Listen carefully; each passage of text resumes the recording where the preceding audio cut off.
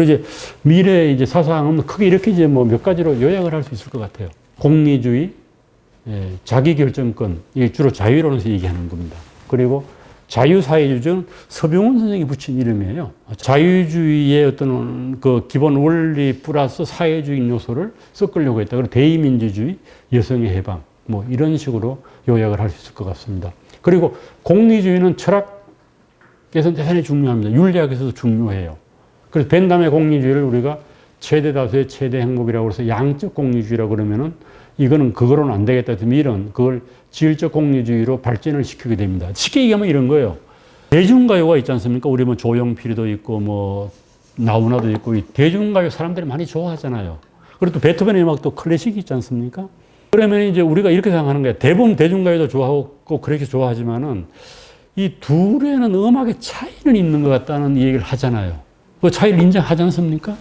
그래서 어떤 게 더 질적으로 높고 좋으냐라고 물으면 대부분 사람들은 클래식을 좋아해요. 이게 가치가 있다. 그렇다고 해서 대중가요 가치 없다는 얘기, 질적으로 좀 다른 것 같다. 이렇게 얘기를 하잖아요. 그러나 벤담의 입장은 둘 다 똑같은 거예요. 똑같이 양적으로 다 양화될 수 있다는 거예요.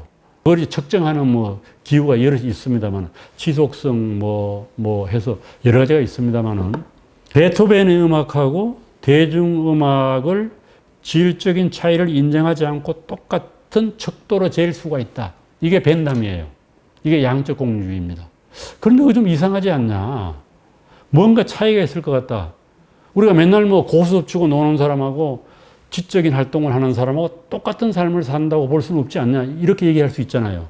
아무래도 부자적인 삶을 사람들, 뭐 사회에서 많이 봉사하고 사회를 위해서 애를 쓰는 분들이 그래도 맨날 술 먹고 노는 분들보다는 좀 더 의미 있는 삶을 살았잖아요. 이 얘기를 해주고 싶은 거예요, 사람이. 그래서 미래는 거기 차이가 나서 질적 공리주의를 얘기를 하는 겁니다. 그 차이가 난다.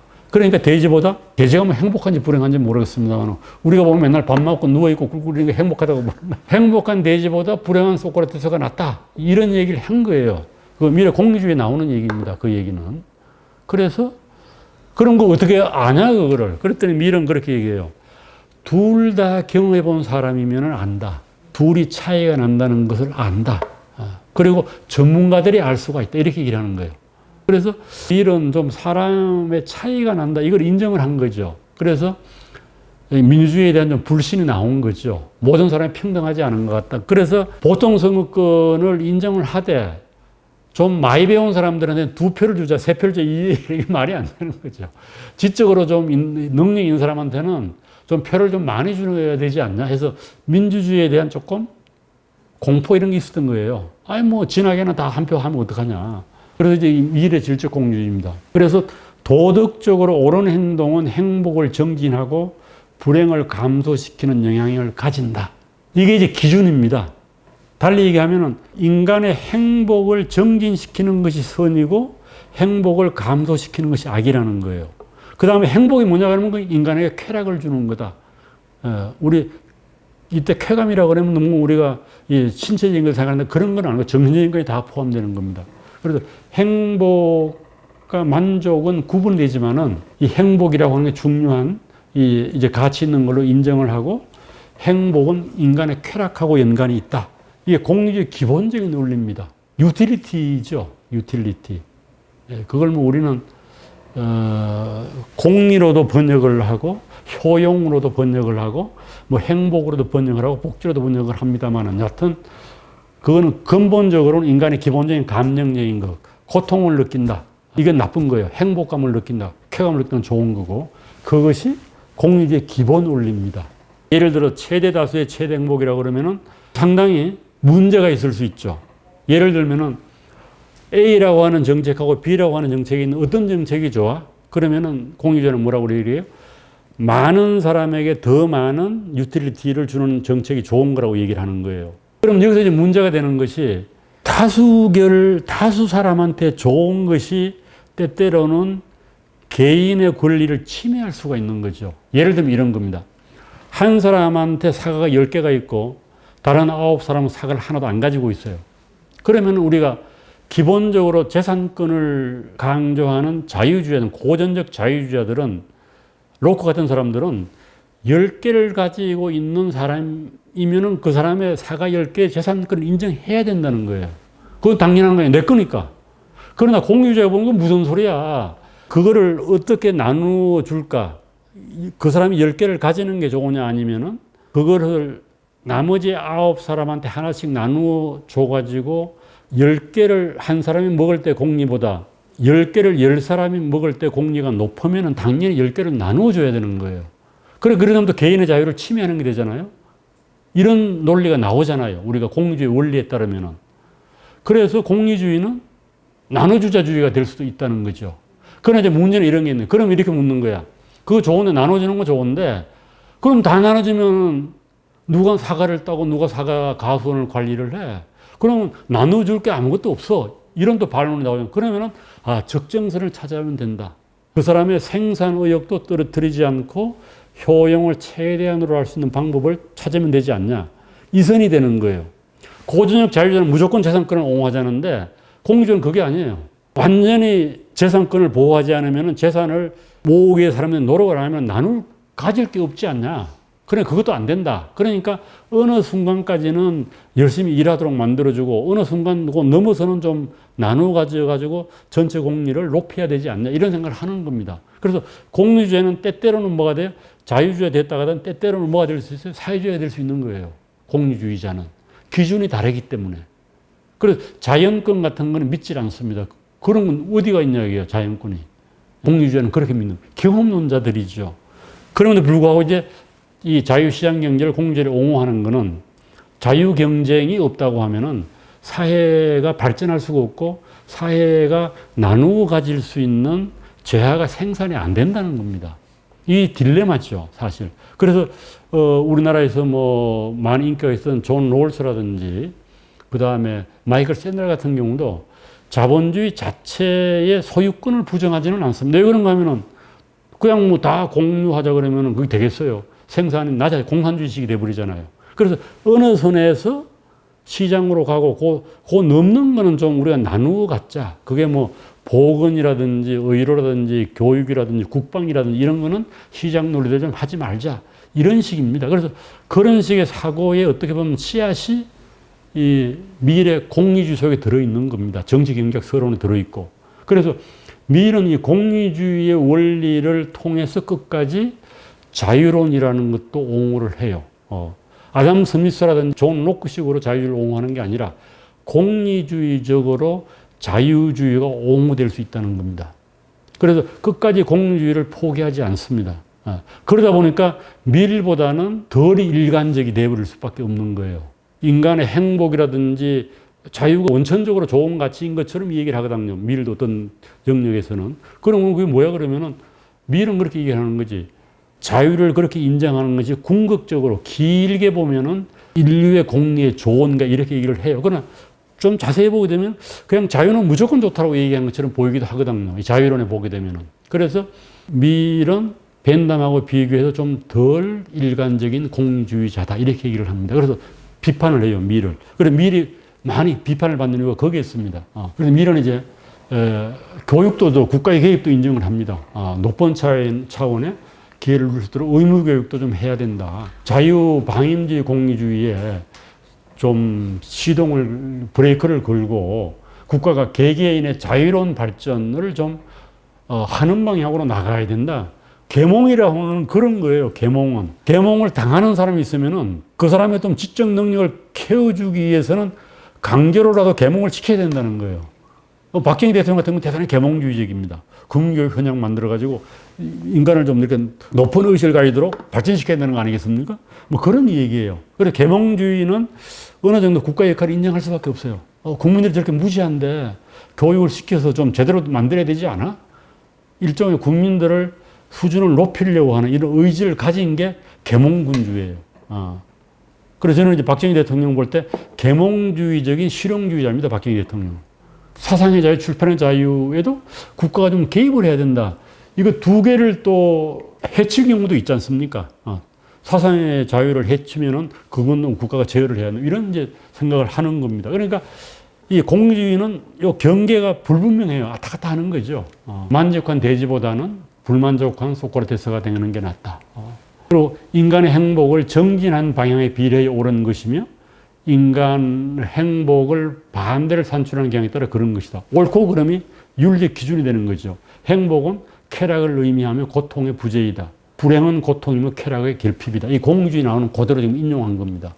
그래서 행복을 대단히 이제 중요한 조건으로 삼았다. 정신적인 완성을 중요하게 생각을 합니다. 우리가 정신적으로 좀 더 성숙해야 된다. 미라든지 질서라든지 진선미를 추구해야 된다는 걸 진선미라고 그러지 않습니까? 가치 있는 목적을 효과적으로 추구함으로써 인간은 행복을 잘 발견할 수 있다. 뭐 이런 얘기를 합니다. 그래서 여기 보면 공리주의 양민성이 있는 거예요. 공리주의의 원리를 극대화하려고 하다 보면은 개인의 자유를 침해할 이게 결국은 이 존 스튜어트 밀이 쓴 그 자유론의 기본적인 주제죠. 인간은 사회 속에서 살 수밖에 없다. 그걸 이제 우리가 시민적 자유라고 하는 표현을 썼잖아요. 그러니까 사람하고의 관계 속에서 아니면 조직하고의 관계 속에서 인간의 자유를 최대한 보장하는 길이 뭐냐. 이 길을 찾은 게 자유론이에요. 자유론의 좀 제가 이제 핵심적인 걸 이제 본 겁니다. 자유론의 이제 가장 핵심을 자기결정권이라고 봤어요. 자기결정권. 내가 결정한다는 겁니다. 그래서 자기결정권은 개인의 자유, 타율, 자치, 행복, 책임, 사회의 다양성과 연결이 된다. 자기결정권은 개인뿐만 아니라 단체, 공동체의 자율과 가치와도 관련이 있고 이런 자기결정권은 사회와 국가와 충돌한다. 이때 이제 조직으로 보면은 작은 조직은 큰 조직하고 충돌하는 거죠. 예를 들면 지금 우리나라 같은 경우에 이제 교육을 놓고 대학하고 교육부하고 계속 긴장 관계예요. 물론 이제 대학은 또 학생들하고 갈등 관계 있죠. 교수하고도 갈등 관계 있고. 그렇지만 또 대학은 더 높은 상위계층이 이제 교육부 아닙니까? 국가 아니에요? 그러니까 뭐 계속 대학이 국가의 지시를 받는 거 아닙니까? 하다못해 뭐 과정원도 지 멋대로 못 정하고 공약금도 못 정한 거 아니에요? 어제 봤더니 그거는 풀어줬더라고. 공약금은 아무 코멘트가 없어요. 현재는 지금 보면은 공약금은 물가 상승률에 2배 이상 못 올리게 되어 있습니다. 지금 10몇 년 동안 인상을 못 했거든요. 그런데 그런 또 규제가 있어요. 올린다고 마음대로 올릴 수 있는 게 아니에요. 물가 상승률에 2배 이상 못 올려요. 뭐, 물론 학생들이 데모해서 못 올리는 게 있죠. 그러니까 결국은 끊임없이 자기 결정권은 충돌을 해요. 나는 다른 사람의 결정권하고 충돌하고 아버지, 부모의 결정권, 어머니의 결정권하고 충돌하고 또 어머니는 또 뭐 회사 가면 회사의 조직하고 충돌하고 이게 끊임없이 충돌 관계가 연쇄를 이루는 겁니다. 그래서 궁극적으로는 강제력을 가진 게 국가예요. 그래서 국가하고 결국 개인하고 충돌하는 거죠. 그래서 자유주의자들은 결국은 나의 자유를 억압하는 게 누구냐면 그거는 국가다, 국가. 이렇게 얘기를 하는 거 아니겠어요? 국가. 그래서 공리주의 사회에서도 이런 이제 충돌이 일어나는 겁니다. 그래서 현대적으로 보면은 자기결정권하고 현대사회의 쟁점, 이건 자유론 그대로 다 적용이 되고, 우리가 이 자유론의 마지막 5장에 보게 되면은 그 당시 이제 사회 문제가 됐던 검주법이라든지 독약을 팔아야 되는지 안 팔아야 되는지 그 당시 다 문제가 됐던 거예요. 그 다음에 또 마약을 어떻게 할 거냐, 술, 또 매춘은 어떻게 할 것이냐, 도박은 어떻게 할 것이냐, 이런 것도 그 당시 다 문제가 됐던 거예요. 그게 이제 오늘날까지도 이제 해결 안 된 거죠. 우리나라의 강원랜드를 제외하면은 국내 도박장은 한국 사람 못 들어가지 않습니까? 그건 제한을 하는 거예요. 미국은 아니잖아요. 국내에 많이 들어가지 않습니까? 그래 도박은 국가 좀 통제하지 않습니까? 그 당시도 그런 논란이 있었던 거죠. 그래서 술도 세금 매기잖아요. 이건 간접적으로 금지하는 겁니다. 술 세금을 많이 높이면은 술을 못 마시잖아요. 두세우리 매기지 않습니까? 담배세도 매기잖아요. 술, 마약, 담배, 동성애, 낙태, 소수자 인권 보호, 환경 파괴와 지구 온난화 문제, 복지, 징병제, 공공보건의 백신 강요, 인공지능, 개인 정보 유출, 인권 침해, 이게 전부 다가 보면은 개인의 선택하고 관련된 겁니다. 낙태? 산모의 선택권을 존중하면은 낙태권 줘야 되는 거 아니야? 그런데 국가에서 그걸 개입 안 하면 낙태권 안 주잖아요. 이게 이제 생명체, 태아라고 하죠, 태아. 태아의 권리는 뭐야? 그리고 지금은 뭐 개월입니까? 10몇 주로, 16주라고 그러나 그 제한이 있죠. 낙태 허용하는 게. 그래서 여전히 이제 자유론의 문제는 현대사회 문제하고도 다 연결되어 있고 5장에서 존 스튜어트 밀이 예로 들었던 그 사례들이 현대도 그대로 다 쟁점화되어 있습니다. 이제 이 자유를 어떻게 적용할 거냐 5장 아니에요? 4장, 5장. 경제적 민주주의는 포기에는 공유주의 근거에서 국가 개입을 이제 지지를 하다가 기본적으로는 자유시장의 지지로 돌아서게 됩니다. 그러나 이제 경제학이 원래 개정판부터는 사회주의적 관점을 옹호를 해요. 1850년도 넘어온다는 얘기죠. 그리고 자본주의적 기업을 노동자들의 협동조합으로 좀 대체하는 게 어떤 이런 생각을 해요. 이게 소위 말하면 조합주의입니다. 그 당시 조합주의에 대한 유행을 했어요. 조합주의라면 코퍼레티즘으로 많이 들어봤죠. 우린 노사정 협의 얘기다 조합주의에서 나온 거예요. 그리고 이제 정치경제학 원리는 대학 교재로 많이 사용이 됐고 1916년에 마샬의 경제학 원리가 나올 때까지 표준 교과서 역할을 했습니다. 그리고 뭐 요즘 이제 대학에서 많이 교과서로 읽히는 게 맨크 경제학이에요. 그전에는 사무엘슨 경제학입니다. 경제학은 교과서 딱딱 있어요. 그리고 정치적 민주주의는 이제 대의정부론에서 내세운 겁니다. 그러니까 이 대의정부론이라는 말은 집정민주주의에 대한 신뢰감이 없는 겁니다. 국회의원을 뽑아가지고 그 대표자들이 논의하게 하죠. 이게 대의정부론 아니에요. 집정민주주의는 이게 좀 곤란한 것 같다. 그거 뭐 플라톤 때부터 끊임없이 문제가 됐던 거예요. 다수의 폭정을 우려해서 민주주의에 대한 좀 신뢰가 약했다. 다수의 폭정이라고 하는 말은 미국의 민주주의라고 하는 그 유명한 책이 있죠. 그 도크빌의 영향을 많이 받았어요. 미국의 민주주의. 그래서 참 민주주의가 문제가 좀 있죠. 요즘 우리 뭐 포퓰리즘이라든지 뭐 다수가 이렇게 하는 게 문제가 좀 있지 않습니까? 그래서 이건 좀 문제가 있는 것 같다. 보통 선거권을 주기는 주되 좀 더 교육을 받은 사람은 복수투표권을 주자. 이게 참 애매한 얘기예요. 2표 내지 3표를 주자. 그래서 모든 사람이 정기 참여를 해서 이익을 누리게 하면서도 좀 더 계몽되고 확신 있는 개인에게는 좀 더 큰 자유를 허용을 하는 게 어떠냐. 이런 생각을 했어요. 요즘 같은 경우에 말도 안 되는 얘기죠. 그래서 전반적인 교육 수준이 높아질 때까지 좀 한시적으로라도 이런 걸 하자 이런 생각을 했고 여성 해방 이건 대단히 혁신적인 거죠. 그 당시로 보게 되면 2000년도 넘어와서 여성 선거권이 가는 데도 있고 미국 같은 경우도 20세기 초반 아니에요. 여성 선거권이 주어진 게. 이거는 상당히 1800년 중반에 이런 주장을 해서 대단히 그 당시로 보면 혁신적이라고 볼 수 있습니다. 여성 해방은 사회 쇄신의 기회로 삼아야 된다. 남성과 여성을 평등한 관계를 주는 이건 아마 헬리오스 영향이 있는 게 아니냐 이런 얘기를 합니다. 여기까지 두 번째로